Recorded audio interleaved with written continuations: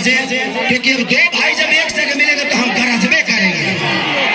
बस I love you. और इसी के साथ मैं बोलना चाहता हूँ कि प्लीज प्लीज प्लीज रवा सबसे ये आग्रह बा कि खेसरिया आयल बा अपने भाई के प्यार और आशीर्वाद रवा सबके मांगे खाती कि हमारे बड़े भैया के इतना प्यार दे दी, इतना प्यार कि सारा जितना देना विकास में कर गए है इसे काटे के बाद आउसन काटे के बाद कुर्ता सिया जाए।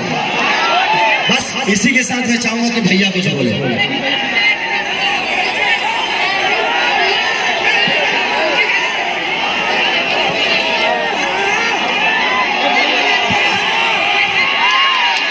सबका दुलरुआ स्टार, आप सभी का सुपर स्टार और आप सभी का ट्रेंडिंग स्टार आप सबके बीच में आइल बा अपने भैया खातिर, अपने भाई खातिर। और भाई मेरा क्या गरजता है, क्या बोलता है, लव यू। एक भाई ने पोस्ट किया, क्या पोस्ट किया, मैंने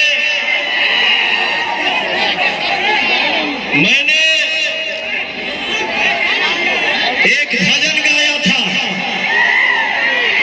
जौने गाना के बोल ये है कि शक्ति बान लगन लक्ष्मण के हरे गोविले रघुराई,